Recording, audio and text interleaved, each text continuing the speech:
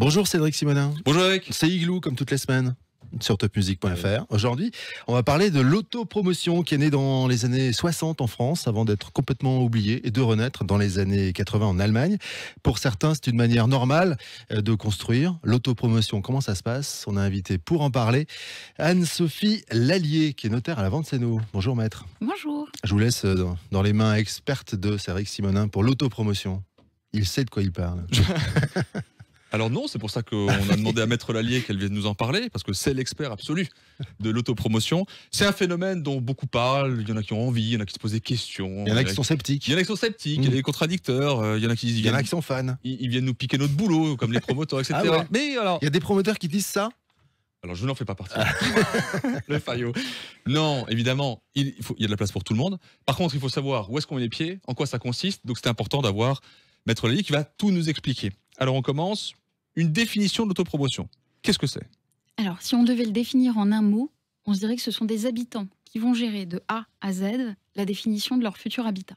Si on veut rentrer un tout petit peu plus dans le détail, on a un architecte qui s'appelle Alain Meyer, architecte local, qui a défini l'autopromotion en 2007, en fait, comme étant l'initiative et le regroupement volontaire de particuliers qui vont monter et conduire collectivement une opération immobilière dans une perspective plutôt qualitative, non spéculative et écologique.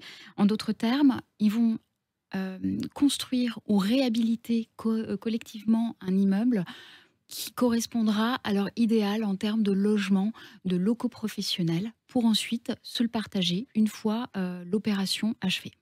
Alors, on va pas trop traiter le côté philosophique de l'autopromotion. Ce qui est intéressant, là, ce qui m'intéressait, c'était le côté plus juridique, parce que là, vous avez un rôle à jouer sur 3 des 4 phases majeures. J'aimerais qu'on les prenne une après l'autre, et sur chacune des phases, de dire quel est le rôle vraiment que vous avez et l'importance que vous avez en tant que notaire dans l'accompagnement. La première phase, il y a un groupe à former. Est-ce que vous pouvez nous en parler un peu plus, la structuration, etc. Exactement. La première phase, déjà, c'est de monter un groupe. Donc là, il faut que ce groupe ensuite définisse ses valeurs, ses objectifs, voit quelles sont ses forces intrinsèques, qui est compétent sur quoi, qui est passionné par quoi, qui peut apporter quelque chose au groupe, et à quel type de prestataire externe il va falloir faire appel. Je pense par exemple à un architecte, si on n'en a pas un dans le groupe, ou évidemment à un notaire. Et donc ça, c'est la première étape. Cette première étape, il y a déjà une structuration juridique qui se fait? Alors, très souvent, il y a une première structuration juridique qui se fait avant l'étape de la société, c'est la structuration en association. Voilà. C'est un point qui est important. Hein. Exactement. Donc, on se structure, on se met d'accord, on définit les besoins. On définit les besoins, on regarde qui fait quoi, bouclé. On choisit le notaire, mais il faut on que tout le essaie monde de soit trouver là dès un le terrain. début. Non, on peut attendre que... Alors après, il peut y avoir des gens qui vont, de toute façon, c'est la vie d'un groupe, il y en a qui vont rentrer, qui vont sortir. Voilà. Mais c'est vrai qu'il faut avoir... faut un minimum. Il y a un noyau dur. Voilà, il faut vraiment un noyau dur. Il y a un pourcentage défini? Exactement. Non, il n'y a pas de pourcentage défini, mais la difficulté, c'est que vous avez un bilan financier à faire tenir aussi sur votre opération. C'est comme pour une opération de promotion immobilière. Donc s'il manque des maillons dans la chaîne... Il faut qu'ils arrivent assez rapidement. Voilà. C'est ça. Donc la deuxième phase, il y a une phase de conception et puis de financement évidemment. Et là, le notaire a aussi un rôle à jouer important. Oui, alors il y a la première phase, la deuxième phase suivie, validation des études d'architecte, on commence à gérer le budget et on va choisir et définir la structure juridique qui va porter l'opération d'autopromotion. Alors en général, ça se fait avec une société civile d'attribution et là finalement, le notaire constitue une aide. On n'est pas là pour diriger, pour dire il faut que vos statuts soient rédigés de telle manière. On va donner un cadre, on va l'expliquer, on va faire des réunions avec le groupe. Le but du jeu, c'est que chacun comprenne bien à quoi il s'engage, puisque finalement, vous allez vous retrouver technicien sur tout un certain nombre de sujets qui vont de l'architecture à la finance en passant par le juridique. Il faut que ce soit clair et limpide. Donc c'est là qu'on a notre rôle à jouer. Et le deuxième volet, outre la constitution de la société, c'est le montage juridique de l'immeuble pour les besoins de la publicité foncière, puisque d'une fois que l'immeuble sera partagé, donc opération achevée, on partage l'immeuble, on va en attribuer les différents logements aux différents habitants qui étaient les associés de la société. Et donc, on va rentrer dans un régime de copropriété.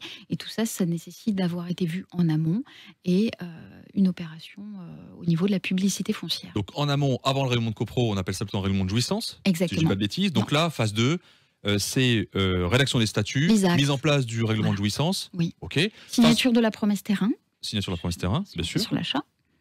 Ensuite, on lance la construction, permis obtenu. Oui.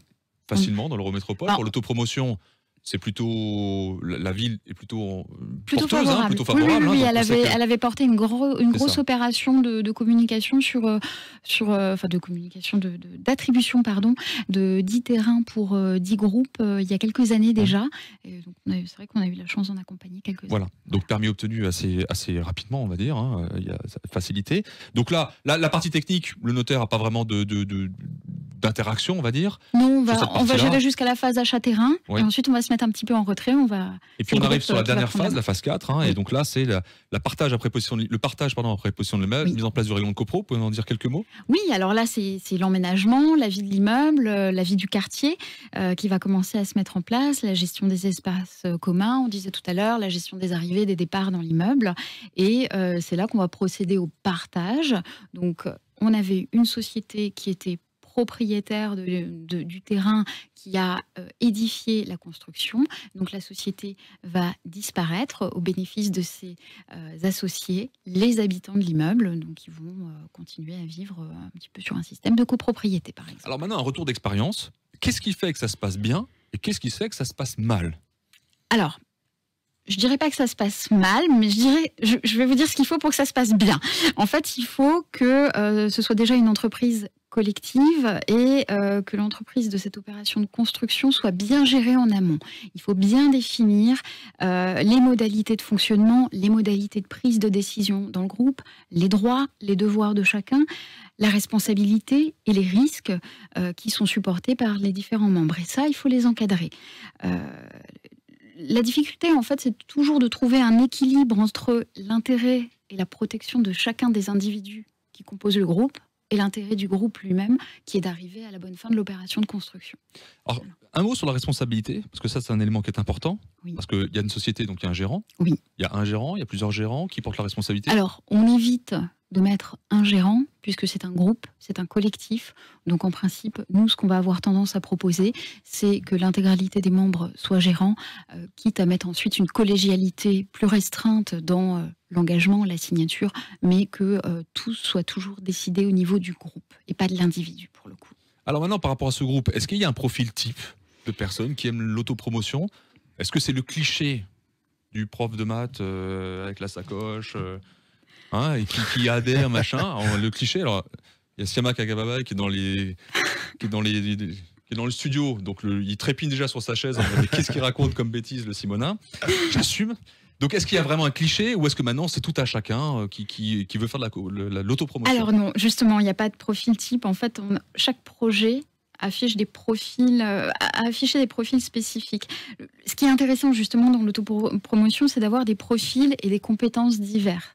Après, c'est vrai que c'est une démarche qui est généralement initiée par des personnes qui ont quand même une grande sensibilité sur les questions écologiques et sociales, la solidarité intragénérationnelle, des valeurs écologiques et sociales qui sont fortes, voilà, le choix de matériaux de C'est construction. presque des sains. militants aussi, souvent. Il y a un engagement assez fort, Mm. oui. Il faut le dire. Oui, il faut le dire, ouais. Oui. Et alors, dernière petite question, Ouais. qui taronne un peu. Comment se fait la répartition des logements? Parce que finalement, au bout d'un moment, est-ce que ça se bagarre en disant moi je voulais celui-là, mais moi aussi je voulais celui-là Est-ce qu'il tire la courte paille? Comment ça se passe Alors, il faudrait poser la question à un groupe, parce qu'en général, c'est vrai que quand ils arrivent chez nous, ils ont déjà bien brainstormé sur le sujet, donc chacun sait à peu près a pu définir ses besoins, a pu les intégrer au projet. Il y a aussi un aspect financier sur les choses. Donc, voilà. D'accord. Bon, ils sont déjà d'accord entre eux. Bon, voilà. c'est le principe. Voilà, Exactement. le principal, c'est de se mettre d'accord, sinon C'est ça. ça ne fonctionne pas l'autopromotion, Ah oui. si j'ai bien compris. Vous auriez 3 conseils à donner? Alors, déjà, je pense que pour rentrer dans ce type de projet, il faut aimer vivre en groupe. Avoir une certaine Voilà, envie de avoir vivre avec un d'autres gens, désir et une pas loin. capacité à vivre en groupe, à supporter la prise de décision collégiale. C'est sûr que si on est un loup solitaire, je le déconseille fortement. Donc les misanthropes, c'est non. Ok. Voilà. Avoir un groupe mixte avec des profils différents, justement. Merci beaucoup, on en sait beaucoup plus maintenant sur l'autopromotion. Merci maître, à très bientôt. Merci. Sur topmusique.fr, c'était Igloo.